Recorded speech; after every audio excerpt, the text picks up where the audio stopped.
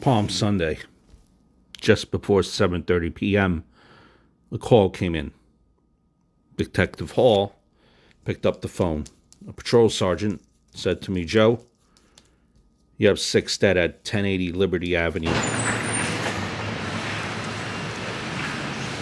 Then the phone rang again. 10 people dead.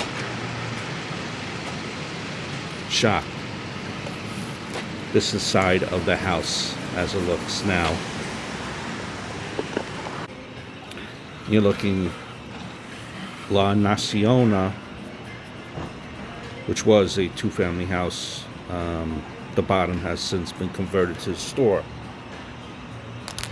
10 people killed.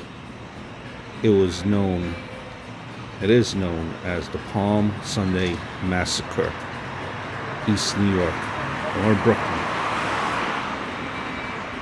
The victims had been discovered by Enrique Ramirez, who had returned to his apartment to find his relatives and their child's friends slaughtered.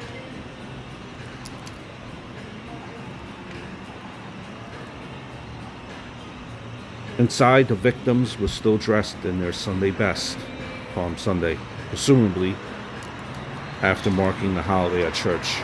Most were gathered around the TV in the living room, while others were holding containers of half-finished pudding. One victim still had a spoon in her hand, and were walking down to get a shot of the house where the senseless killing happened. 10 people died. We will be taking a walk down the neighborhood in a mere matter of minutes.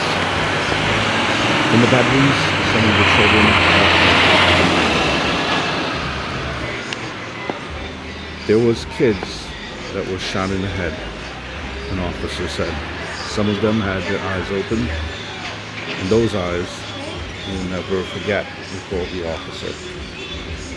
Authorities believe that the killer entered through the side door, which you see between sneaker.net and La Nacion, that little alleyway that we see in the beginning. Through the side of the door,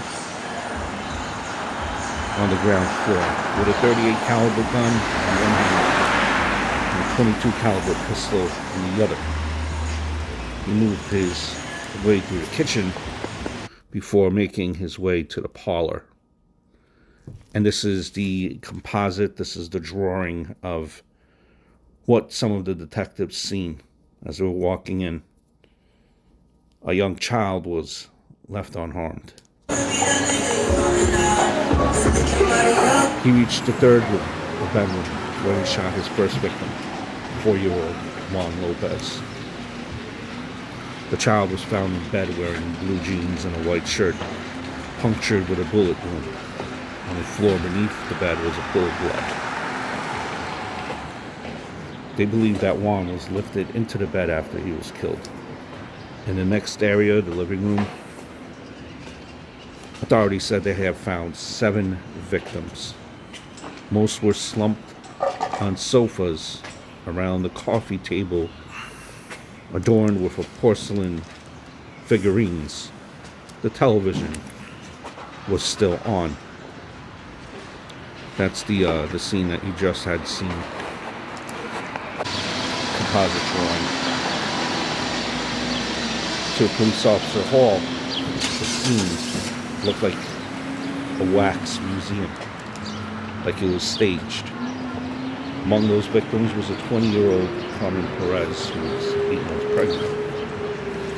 She had been shot in the forehead as she fed chocolate pudding to her baby Christine.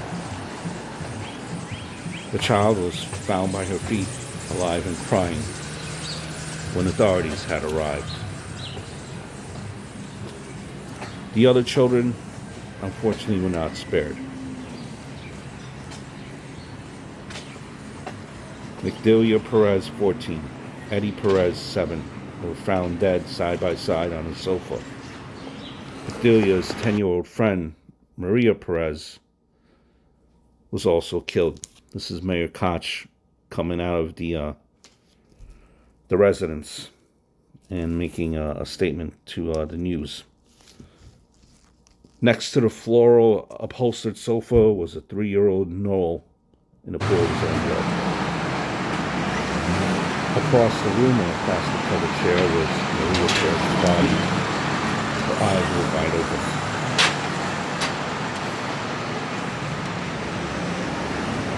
Marin Bermudez, 10, and Alberto Aldonado were also in the room. They were sitting in the love seat when they were killed.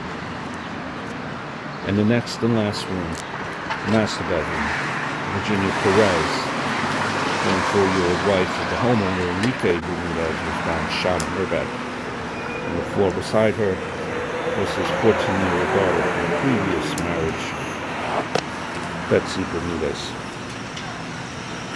Police say that the family really did not have time to react as the gunman opened fire. They were systematically shot.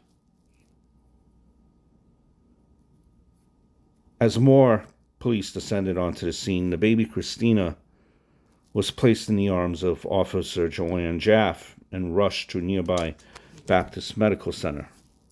An image of Jaff holding the child was slashed across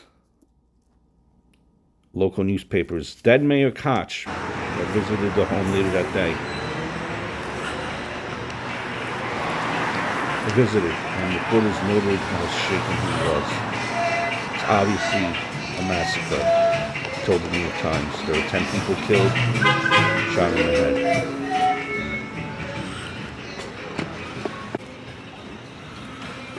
Organized chaos.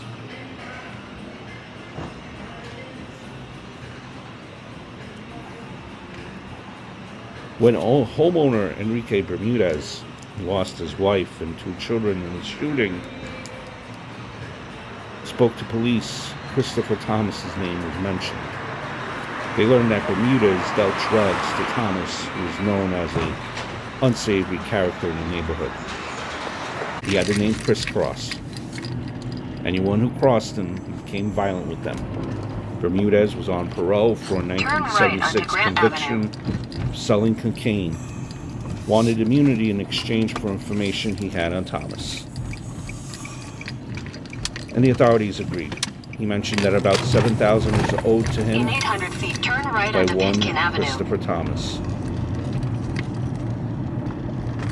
Aside from the large debt that Thomas owed Bermudez, authorities said that Thomas mistakenly believed Bermudez was having an affair with his estranged wife. Shooting murders of 10 people, including 8 children, inside a Brooklyn home. I don't think any of us has ever seen a shooting like this. 10 people dead, 2 women and 8 children. The children aged 3 through 14. One of the dead women was 8 months pregnant. Most of the victims were sitting upright in chairs.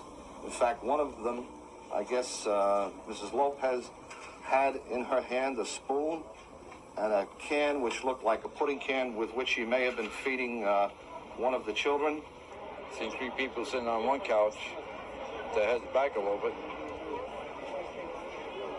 Then straight ahead of me, there was another couch with one girl on it. She looked like a teenage girl. And on my left, when I went into the room more, there was another couch and I seen 3 more people. I don't know what was going on anymore when I seen all that. Like these, the Wax Museum. Does this surprise you? No, not at all. The way things are, from a couple of years on, things are real horrible here in New York, all over. You're dealing with a lot of people that are maniacs today. We got to stick together and stop all this wildness, with drugs and horrible things like that, because we all have to live in this community. So now we see the story coming being pieced together. Teenage witness also came forward. He said he seen Thomas pacing around the home on Liberty Avenue the afternoon before the massacre. Bermudez's sister also reported seeing Thomas at the side of the home that same day.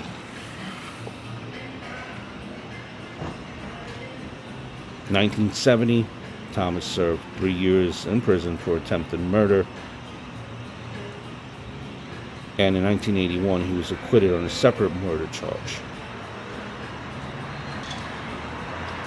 So in case you're wondering what's the end result of this story, no, strap in. Strap in. He has since been paroled. Just served 33 years in 2018. He's roaming somewhere in the streets of New York. How has that been allowed to happen? Good question. He was convicted of manslaughter, sentenced to 250 years in prison.